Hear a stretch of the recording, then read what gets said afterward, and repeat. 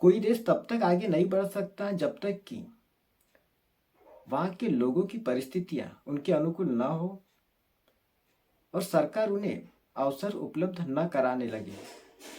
यह एक सच है।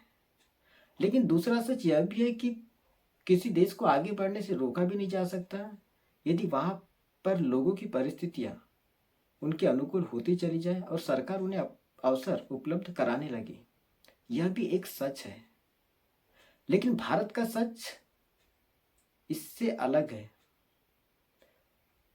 जरा सोचिए, इस देश में कितनी सरकारें आई और कितनी सरकारें गई।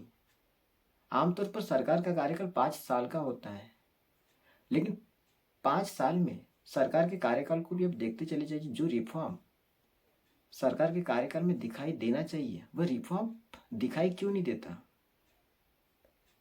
और आमतौर पर सरकार चुनाव के समय जनता से जो वादे करती है वो मैक्सिमम पूरे क्यों नहीं होती।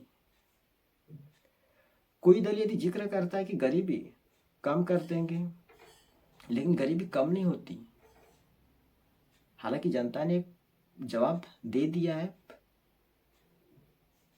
उसका जिक्र हम यहाँ नहीं करेंगे, लेकिन उसका जिक्र तो जरूर करेंगे कि जो अच्छे दिन आने वाले का जिक्र करके अभी भी सत्ता में है, जो यह कहती थी कि हर साल 2 करोड़ युवाओं को रोजगार देंगे, महंगाई को लेकर जिक्र करती थी कि महंगाई कम करेंगे। उसका जिक्र होना चाहिए।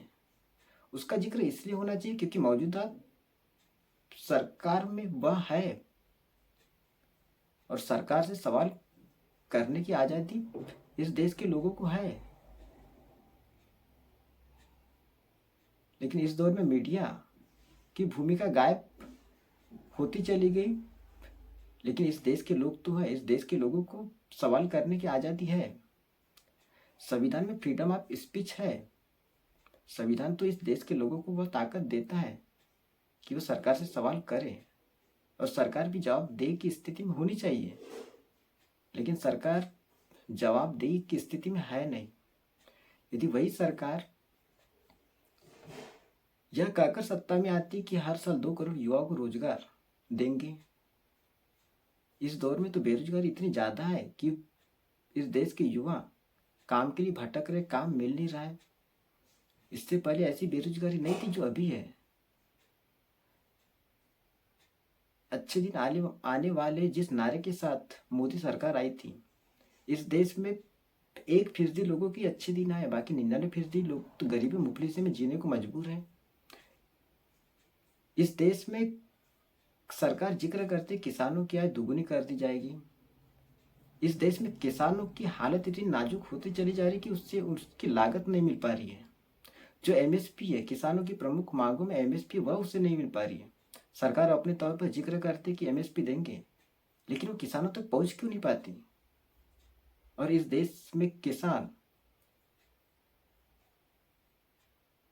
इसके पहले भी किसानों का एक बहुत बड़ा आंदोलन देखा गया 3 कृषि कानून को लेकर, और उस समय यूपी में चुनाव थे। उस चुनाव को देखकर सरकार ने उस कानून को रद्द किया, लेकिन उसके बावजूद भी किसानों की स्थिति जस की तस। अब वही किसान अपनी प्रमुख मांगों एमएसपी को लेकर और अन्य तमाम मांगों को लेकर जब वो सड़क की तरफ निकला है, तो सरकार अब उसे रोकने का काम कर रही है। भारत एक लोकतंत्र है। संविधान में फ्रीडम ऑफ स्पीच है। संविधान तो वह ताकत देता है कि यहाँ पर हर कोई अपनी बात रख सकता है। किसान भी अपनी बात रख सकते। यदि किसानों को एमएसपी नहीं मिल पा रही है तो वह इनका अधिकार है, वह अपनी बातों को रख सकता है। क्यों नहीं केंद्र सरकार उन्हें एमएसपी देती। और यदि इस देश में मोदी की गारंटी है तो क्यों नहीं उसे गारंटी के रूप में किसानों को एमएसपी देने में आगे आती है। क्यों नहीं वो एमएसपी देती है।